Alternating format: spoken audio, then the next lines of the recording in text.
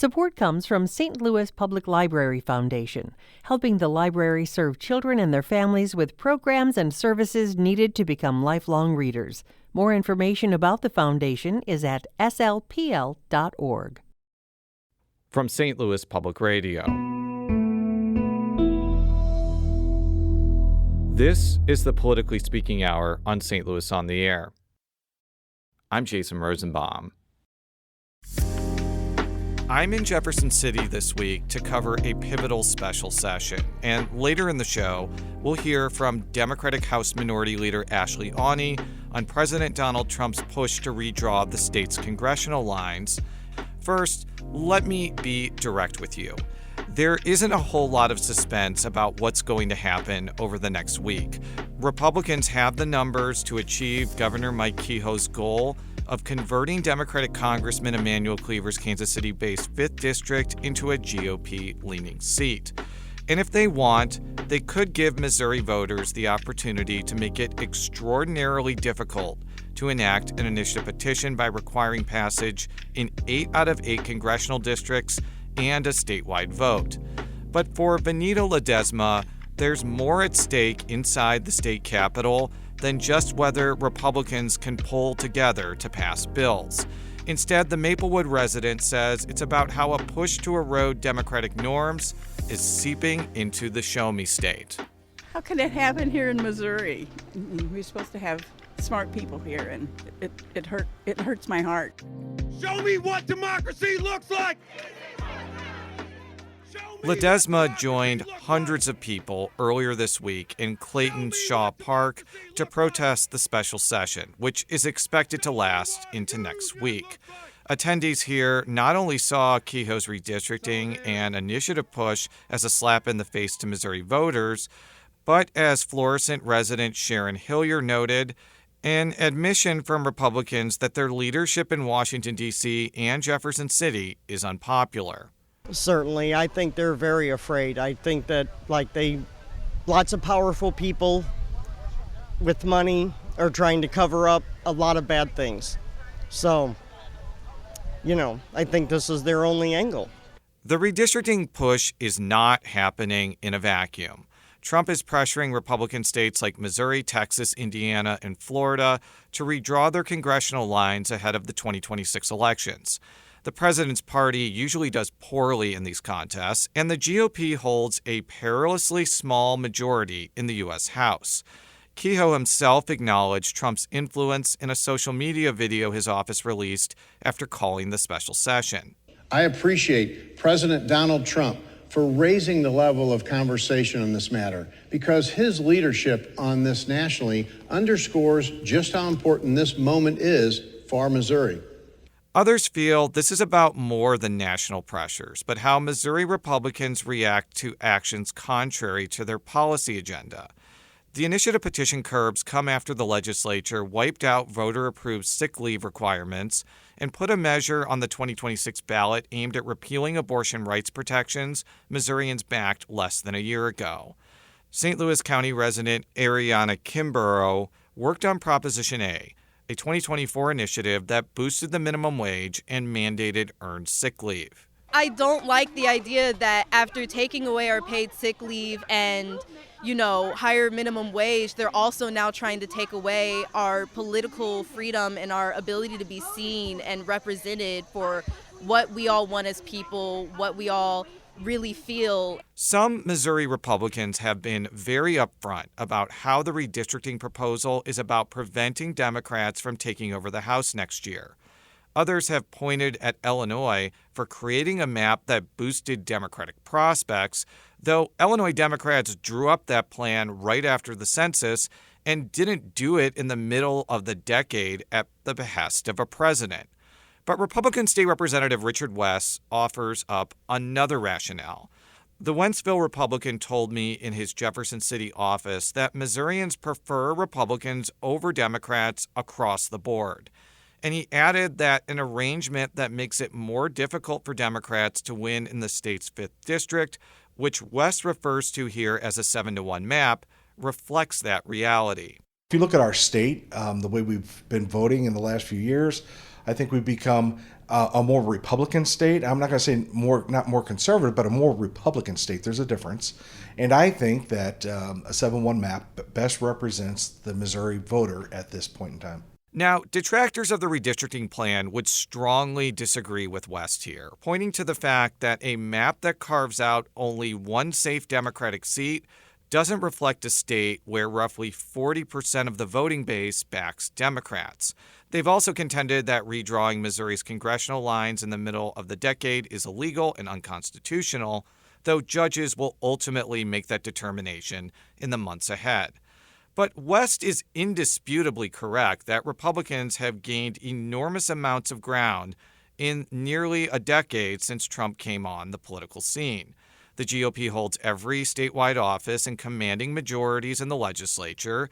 Democratic candidates have routinely gotten around 20% of the vote in rural counties, and they've also gotten blown out in Missouri's traditional battleground areas like Jefferson, Buchanan, Lincoln, and Cass counties. Republican State Representative Bill Hardwick of Pulaski County says he supports a map that would make it harder for Cleaver to win re-election because his voters support Trump and they want Republicans to retain control of the U.S. House. I think that partisan gerrymandering is not a threat to the Republic. I think it's what's been happening since the Republic was founded, essentially. I don't necessarily like it's not that that's not what I think is ideal. I just think that it's hyperbolic to say that partisan gerrymandering is like the end of America. So what happens next? As I mentioned on the outset, legislators will likely send the new congressional map to Kehoe at the end of next week. The proposal to restrict initiative petitions has a less certain future, though it's likely that something to make it harder to enact initiative petitions will go before voters next year. As seen this week, Democrats don't have a lot of power to stop Republicans. For instance, State Representative Elizabeth Fuchs unsuccessfully tried to call a point of order on Wednesday about how the House lacked a quorum to begin a special session. The St. Louis Democrat pointed out that her caucus cannot emulate their counterparts in Texas by refusing to show up. We want as many people here under the dome as possible to make it difficult for them to walk past their constituents without seeing their faces as they take away their rights to their votes. And even if Republicans are successful legislatively, State Representative Kemp Strickler pointed out the new map may backfire.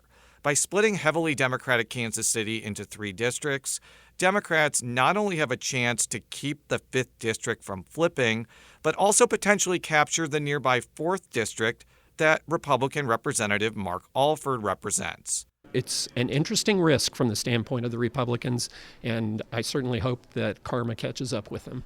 If Republicans do backslide in 2026, it will be a major change since Trump was elected president in 2016.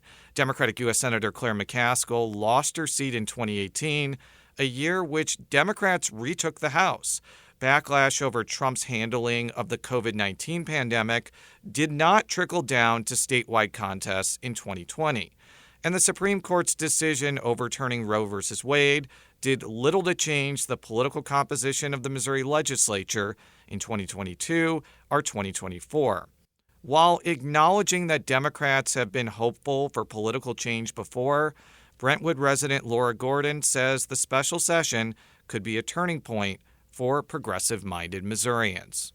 I would not be involved if I wasn't guilty of some wishful thinking. I believe that absolutely progressives are going to have to find their voice to stand up to the Republicans who are trying to redistrict, trying to take away initiative petition. I hope this is what turns the tide, but at the end of the day, if it doesn't, I know I'll keep fighting, and a lot of us will keep fighting until we do stop them. When we return, we'll talk with Democratic House Minority Leader Ashley Aune about the daunting challenge for her caucus during this special session. This is the Politically Speaking Hour on St. Louis on the Air.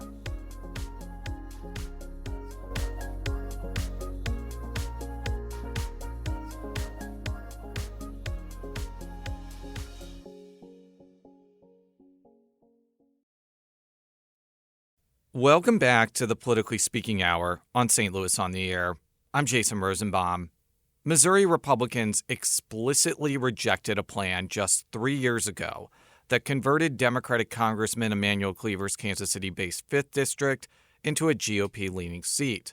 But Democrats expect those GOP lawmakers to change their minds next week when the map that seeks to oust Cleaver goes to the floor. President Donald Trump and his staff have been pressuring Missouri Governor Mike Kehoe and Republican lawmakers to engage in mid-decade redistricting ahead of next year's midterm elections. But State Representative Richard West says fear of Trump's wrath isn't the main motivating factor why he sees his Republican colleagues switching sides. West, a Wentzville Republican and the chairman of a special House redistricting committee, says the fact that Kehoe strongly supports what's known as a 7-to-1 map is playing a major role in changing the tide. My fellow colleagues will change their vote because we have new leadership in the state of Missouri. And there's a big difference. Our last leadership did not want the 7-1 for whatever reasons that he had. Our new leadership does want the 7-1, and I believe that leadership will trickle down to the members of the House and eventually the Senate, and a lot of those votes will change. But it's fair to say that House Minority Leader Ashley Aune doesn't find that type of argument convincing. The Kansas City Democrat says this special session is proof that Missouri Republicans are cowardly hypocrites who fold under pressure from the GOP president. I spoke with Aune earlier this week in her office at the Missouri State Capitol about how Democrats plan to respond to the remapping plan and whether it could actually boost her party's prospects in the Kansas City area. I want to start off with a listener question from our favorite place for pseudonyms, Reddit. Aaron G0202 asks, do Missouri Democrats have any chance in blocking this, being the redistricting map? They were still in the minority of a supermajority government last time around. Yeah, that's a really good question. And so I think that that the answer is twofold. The short answer is no. We don't have any mechanisms to fight this the way Texas did.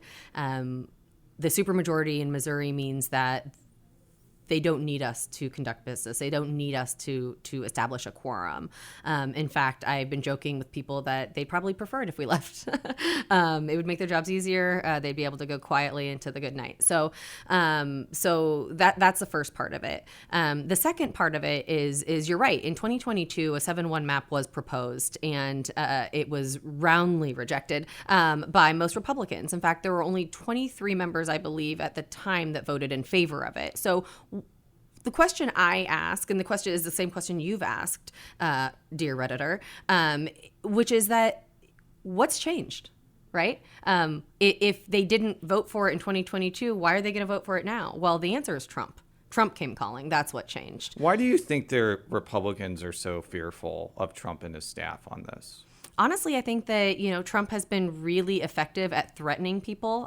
He was directly threatening lawmakers in Indiana over redistricting. And I think that folks are just afraid that they're going to lose their seats. I think that is, for whatever reason, Missouri Republicans are terrified of losing their grip on power, and they are just far too willing to capitulate to the requests of the federal government on this one. You've mentioned to me in August that you fully expect Republicans who voted against going after Representative Emanuel Cleaver in 2022 to fall in line because of pressure from Trump and his staff. First of all, that's correct, right? That's correct. Why do you think that is? Well, I think it's because that Trump is really effective, frankly, at wielding that authoritarian power. I mean, he's a wannabe dictator. Let's start there. And so what he wants is for folks around the country to do his bidding. And he has a chokehold on this Republican Party. I mean, he seems to be running things at every single level. It seems to be flying in the face of, having 3 branches of government to hold each branch accountable. Where is that at in this government? There is none, because Congress is capitulating to the president, state legislatures and governors are capitulating to the president. It's pretty devastating for our democracy. Interestingly, former Missouri State Senator and former State Representative Eric Burleson, who is now a member of Congress, theorized that a lot of Republicans voted against what's known as a 7-to-1 map in 2022. And for our listeners, we refer to a 7-to-1 map. It's a map where Cleaver's 5th District, which is currently very Democratic, is converted into a Republican-leaning seat. They told me they didn't support that because they didn't want to give then State Senators Bill Eigel or Bob Onder a political win. And it had really nothing to do with strong convictions against going after Congressman Cleaver. What do you think about that? I mean, I think that it's not surprising to hear that the motivation was purely political and that their calculations weren't what's best for my constituents, what's best for the people of Missouri. Disappointing but not shocking. But yeah, and honestly, I don't know that what the fight that we're in right now is about Cleaver necessarily, or that's not what it is about for the folks here in Missouri. Now, I will say, I think that it's important to speak to the larger trend of this. If you look across the country at the congressional districts being threatened by Trump's new maps, if Trump is successful, I believe that it's like half of the congressional Black caucus, their representation is being threatened in Congress. And I think that is something that we should be paying attention to. The fact that Black folks are already underrepresented in Congress, and this is a huge threat to the representation at the congressional level. But one of the downsides of this for Democrats is you can't argue that this is a Voting Rights Act violation because Cleaver doesn't represent a majority African-American district. In fact, when people assume that he does, he frankly gets a little offended by that because it makes it seem that a Black congressman can only get elected if the majority of his population is Black. And it is not. It has never been. Can you talk about that? Because I think people assume that that's going to be the legal challenge on this. And we'll talk more about that later. But it's not going to be VRA that ends up knocking down this map. That's correct. My understanding is that the 5th Congressional District, because it's not a majority-minority district, is not protected under the Voting Rights Act the same way as our 1st Congressional District is, which is why Trump came in and asked for a 7-1 map and not an 8-0 map, because I think that his administration understood that the legal challenges based on the VRA were likely too insurmountable. So there are going to be legal challenges. There are constitutional challenges to what's happening, but they will not be around the Voting Rights Act. I've heard a lot of rationalizations for why Republicans are going along with this, and some have been pretty honest that they want to just prevent the Democrats from taking over the U.S. House. But I read a quote from your colleague, State Representative Scott Cupps of Shell-Knob, and he says they're doing this because states like Illinois and California suppressed Republican representation in 2021.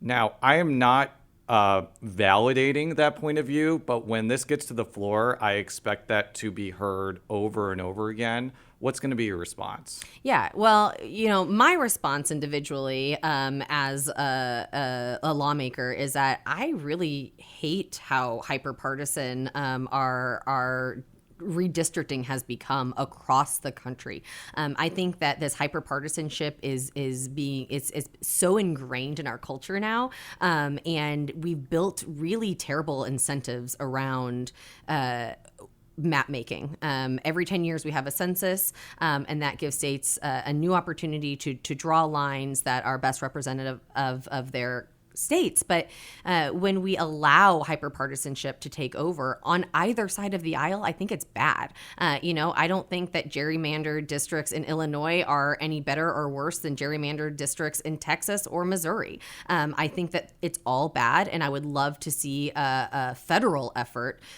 to make this process more fair and nonpartisan across the board. Do you think political parties actually want fair redistricting? Because it seems that Democrats in GOP-dominated states and Republicans in Democratic states want commissions, and they want to try to find a way to have more representation.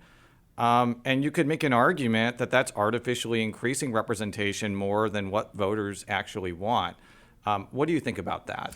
I think that, a thoughtfully created bipartisan or nonpartisan commission or task force or, whatever the state decides to do, I think that if it's well crafted, well thought out, and well executed, I think it really can create fair maps. I think that there is actual opportunity there, and I think that it may be hard to say because we all approach life through our lens, and sometimes that lens is hyperpartisan, right? But I do think that it's important to keep an eye on how do we make this process more fair. St. Louis resident Jess Dawes asks, as far as I understand it, redistricting mid-decade is illegal according to the Missouri state constitution. How are Missouri legislators planning to get away with breaking state law by redistricting before the next census? So I mentioned we were going to talk about this point. Can you explain why you think this redistricting special session is not lawful? Well, there are a few reasons. When you look at what the Missouri Constitution says about drawing new maps, about redistricting, it does say that, a new map shall be drawn, with the new census data or something along those lines. I'm paraphrasing. But many people read that as to say, it does not explicitly say that you can redistrict more than once, and therefore our Constitution does not allow for this. That will be the main legal challenge. So I think that this has been unlawful from the beginning, and I think that there are a lot of ways in which that it is. I've read the constitutional amendment in question, and it doesn't explicitly prohibit mid-decade redistricting. It doesn't mention it at all. So have you seen the film Air Bud? I have not. Okay, so there's a part in Air Bud where somebody objects to Air Bud playing basketball, and the referee looks in the rule book and says, there's no rule that says a dog can't play basketball. And I kid you not, that it could be the reason why this map is upheld, because there's no explicit prohibition on this. So could the Air Bud rule lead to this congressional map being upheld in court? I mean, it certainly could. I think that that's just one of those cases where it's like when you look at, the rules of a place and you think that, wow, that's a really specific rule. What did someone do wrong to make that get into the rule book, right? It's one of those situations. Like, you don't know it's a problem until someone challenges it. And now we have to work through that challenge. And I guess the Air Bud rule could apply, Jason. We are talking with House Minority Leader Ashley Aune. She's a Democrat from the Platte County part of Kansas City. We got an intriguing question from Pacific resident Sky Bear. I think any further gerrymandering in Missouri will likely create more competitive districts than currently exist. So what Mr. Bear is referring to is the reason why Republicans did not pursue a 7-to-1 map in 2022, and that's because putting large amounts of Democratic voters in the 4th and 6th districts could make those two districts more competitive and possibly vulnerable for Democratic takeovers in really bad Republican years. What is your thought about that? Because I think that a lot of Kansas City Democrats see that as a possibility, while not saying, hey, Republicans, let's do this so you can basically have your plan backfire on itself. Right. Well, I will say that I have actually been one of the people who's been happy to remind the Republicans that I do think that they may be about to dummy mander themselves into a 5-3 map. And I think that is exactly something that they need to be watching out for. Frankly, I have not yet seen the demographic breakdown of this map that Trump has proposed. I was just going to ask you that because I was looking at the new 5th district, and while it looks really Republican with the eye test, I actually think could be a 50-50 district at best during a bad Republican year, maybe even below that. But right, continue. And 2026 could be a terrible year for the Republicans. It's a midterm year, and I think that's entirely the point of redistricting across the country the way Trump is because he's afraid he's going to lose. And so, if we run the right candidates, if we have the right messaging, and we are out there talking to Missourians about what kind of representation they deserve in Congress, absolutely, this could backfire on the Republicans. It is not out of the question. There's been a lot of reaction to the special session from elected Republicans and Democrats, but I think the most interesting one I've seen is from your congressman, Sam Graves of Tarkio. Quote, redistricting is up to the state legislature and the governor. I will wait and see what they decide to do. Now, I want to put a little bit of context on this very bland statement, but what that actually struck me as not bland at all. Congressman Graves publicly opposed the 7-to-1 map in 2022. Now, some of that may stem from the fact that Graves and Cleaver are close friends, but I think he was also a believer that this could backfire. But I don't get a sense that, that sort of comment is really going to resonate with any Republicans, even maybe in the 6th district. What's your reaction to your congressman's comment? Honestly, I think it's just indicative of the lack of political courage across the Republican Party right now. I mean, to be as close as you are with a colleague as Congressman Graves and Congressman Cleaver are, as closely as they've worked together to deliver really impactful projects and dollars to our region, and to put out such a milquetoast comment like that, it's deeply disappointing, but not surprising, because that's exactly the kind of cowardice we've seen from the Republicans. So I'm assuming you've been one of the people who have argued that splitting up Kansas City into 3 districts will dilute the voice of the state's largest city. But by the way, I need to point this out. It already was divided because Platte County has always been in Graves' district, but this would divide it further. I'm being a bit pedantic here, but that's one of your arguments, correct? And if so, why? Yeah, absolutely. And I think that, we have benefited from the fact that Sam Graves and Emmanuel Cleaver work well together. And I think that that's why Kansas City being divided into 2 districts has historically been successful, and it hasn't been a problem. But when we're talking about dividing it into 3 separate districts, which means we are going to lose the diversity in that coalition, likely, and B, bring white rural representation, trying and asking those people to fight for the projects that Kansas City is most passionate about and that Kansas City needs to grow and be better at a time when we know that Republicans' entire goal is to allow government to fail, especially in blue cities, and then point to those failures as being the result of blue leadership. So I asked that question because we got a really interesting comment from former Missouri Children's Division Director Daryl Missy, who used to be a judge in Jefferson County. They don't just play partisan games with this, they also play regional games. Though it is full of Republicans, they keep splitting Jefferson County in half in a way that makes no sense, other than that there be no Jefferson Countyan ever getting elected to Congress. If they redraw the lines, I dare them to put Jefferson County in 1 congressional district. I don't think they'll ever do it, and they're not doing it in this map. So do you think these kind of sentiments where there are Republican areas that are being split, because Jefferson County isn't the only one. I think Webster is still split and others. Do you think that may influence how some of your Republican colleagues vote on this? Or do you think that's not going to be a determinative factor about whether they buck the president on this one? I think that's a great question. And honestly, I don't know. I mean, I think that the political will right now of my Republican colleagues is pretty low. I don't think that a lot of them are really excited about this endeavor. But I do think that they're going about it begrudgingly. So, I mean, if there is...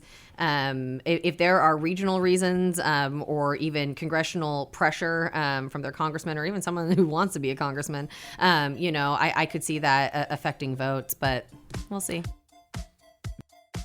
That was House Minority Leader Ashley Aune, a Democrat from Kansas City, talking with me about how her fellow Democrats plan to push back against a redistricting plan aimed at ousting Democratic Congressman Emmanuel Cleaver.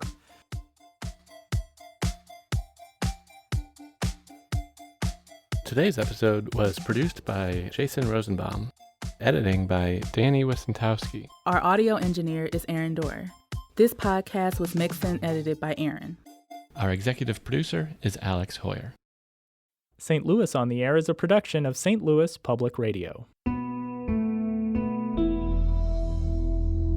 Understanding starts here. Do you find yourself regularly listening to episodes of St. Louis on the Air? Suggest us to a friend you think might enjoy our conversations. And leave us a review and rating on Apple Podcasts on the App Store. It's the simplest way to help people discover our show. Thanks. St. Louis Public Radio is a member-supported service of the University of Missouri St. Louis.